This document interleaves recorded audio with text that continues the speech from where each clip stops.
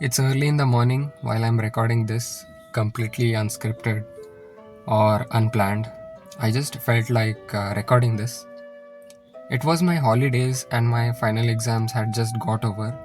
This was about last year, during July to August, and I had a lot of free time. At that time, Janmashtami was just in few days, and somewhere I felt like volunteering for the event in ISKCON.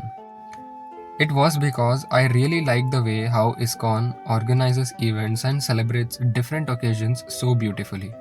And somehow, finally, I registered and I got a call and was selected for volunteering. Initially, I wanted to do some service in distributing the prasad and serving the food. But unfortunately, I was not selected for that, and rather, I was selected for crowd management. And I was like, okay, let's do it. The preparations began well in advance, a week before or so. We were given instructions on how to handle different guests based upon the passes they held. There were roughly around 4 types of passes, ranging from the VIP guests and some other to the general public. Our main work was to take the guest throughout the darshan line and guide them through their visit.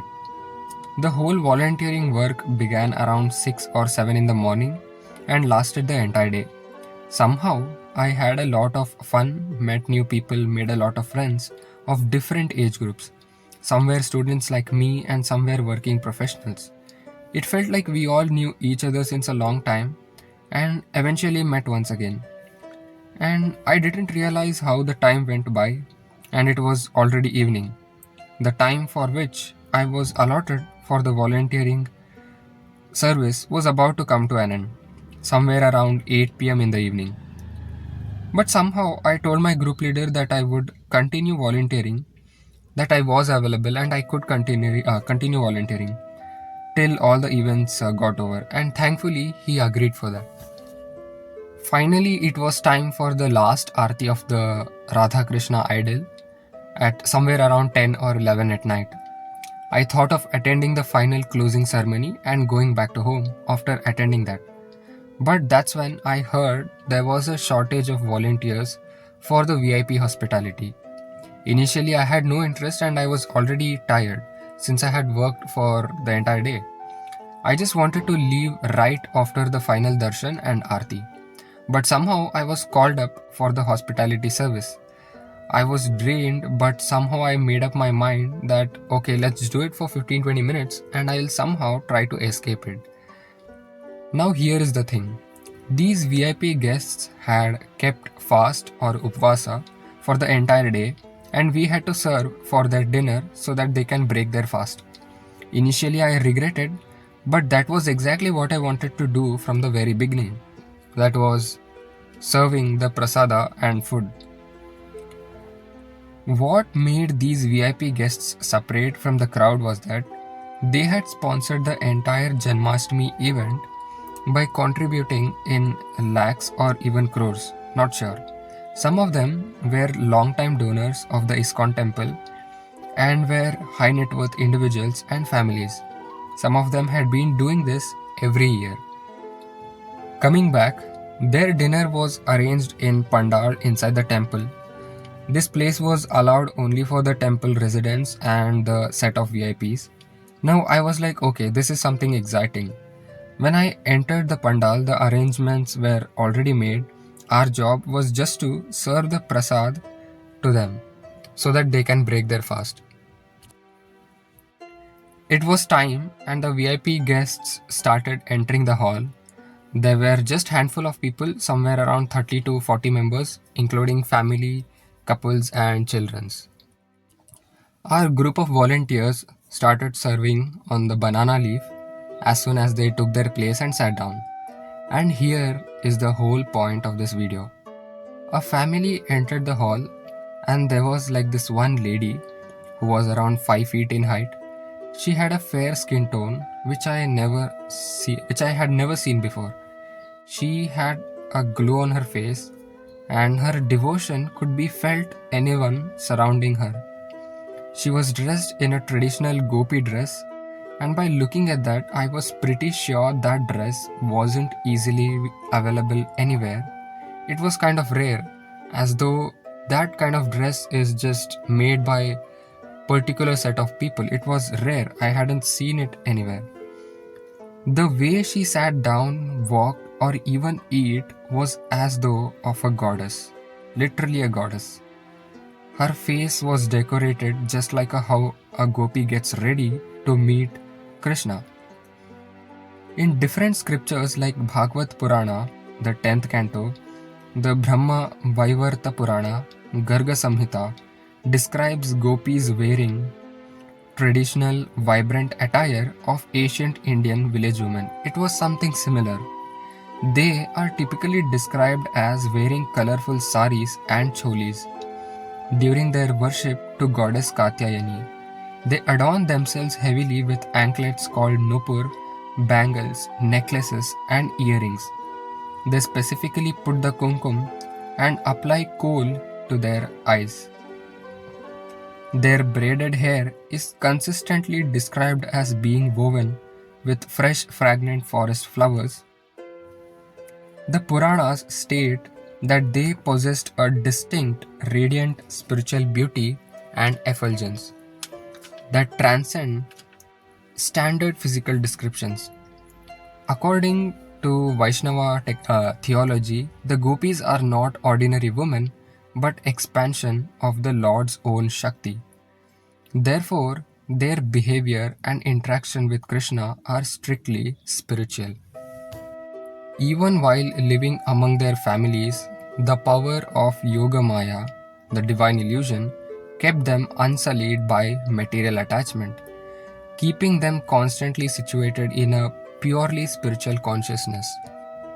That woman was somewhere between 20 to 25 years of age and not much older. Her face was decorated with traditional kohl designs, which is usually worn by the gopis. That was the first time I ever saw someone wearing it in real life.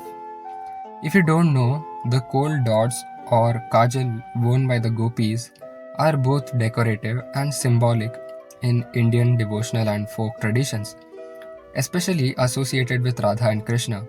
Typically, a tiny dot on one or both cheeks is applied.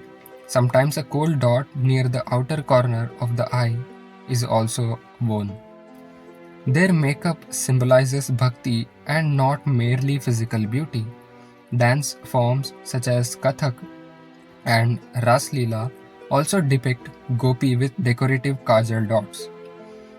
With the way she was adorned, her beauty was unmatched and just showed her pure devotion for Krishna. One thing which I noticed was that, all the people who were the VIP guests in that pandal that day had kept fast for the entire day, so that eventually even that woman had kept fast for the entire day. And when she sat down to finally break her fast, when she started eating, she ate so politely as though she was not at all hungry. She still ate like how, a normal person would eat. What I mean to say is that if I keep a fast for a day, and when I'm finally breaking the fast at night, usually I'm so much hungry. I take larger bites and I eat a lot of food than usual. So that woman was completely different. She did not do like that. She ate so politely that uh, you could not make her that she had kept fast for the entire day. It was as though like her stomach was complete. She was just eating her normal dinner. I don't know if it's strange or not, but to have that kind of uh, politeness or while eating, I don't know, maybe she's... Oh man, my brain is still not processing. I don't know how do I explain, how do I find words to, maybe I don't know, I just don't know. Everything about that woman was different, the way she sat, the way she entered the hall, the way she started eating her food. The way she started, the way she was talking with her family, the way she called us to serve the food, it was very much different. I don't know. It was a very spiritual, and her mere presence could tell that she was a pure Krishna devotee. Her mere presence, not even like, her behavior or something, but her mere presence, we could feel her devotion. And I think that's really something which I have not experienced in my life. That's rare. Something special about that woman was that she just felt like she was untouched with the present generation. It felt like she was very far from technology. She was very traditionally rooted, but yet she possessed an immense power. I don't know. That was the feeling what I got at the time. And for some strange reason, I wasn't able to look at her for a long time. I just don't know. I don't know why, but I couldn't stare her for a long time. It was just not possible. The term aura, which is used, very often nowadays, I think that day I actually felt what aura feels, what is an aura, what is a devotional, spiritual aura, and how you feel it with someone's mere presence, It's magical. Also, after that day, I have never seen any woman like that. Never, I don't think so. I will be able to see in the present or in the future, or I don't know. I will never be able to see someone like her. The fact that I myself had to search for the descriptions of an ideal Gopi in the scriptures, Puranas, tells that I witnessed something beyond the normal that day. I had to search for words in order to describe that lady or woman. Says it all. Maybe she was a normal woman, but the fact that after possessing that kind of wealth, material wealth, and still to stay deeply rooted into our traditions, made her no less than a true Gopi from Vrindavan of the Dwapara Yuga. I have never seen anyone like her before, or in the present, or will I ever see in the future. If I ask you to describe your car, you will be easily able to explain me its features like mileage, speed and etc. But if I ask you to describe the features of a BMW or a Porsche, it's just not possible. Something which you haven't seen or experienced in your entire lifetime, it's not possible to describe its features or the feeling of riding it. You first need to understand its features and specs by someone who has already used it or a source where its description is given. That's exactly what I want to convey. That day, what I witnessed was beyond my imagination or something which I never experienced. And in order to explain that, what I witnessed, I myself had to learn and process and understand first that what I actually saw. In the beginning, I told you that I really did not intend to make this video. I really did not wanted to make this video because somewhere I knew I will fall short of words to describe or to describe that woman. I don't know. My brain is still processing. I don't know how do I explain that feeling.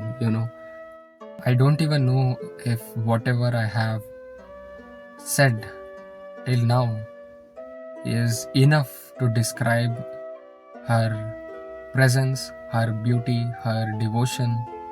I don't know. I don't know if it's enough. It won't give justice with mere words, but I think I have tried to give you a gist of what I saw that day.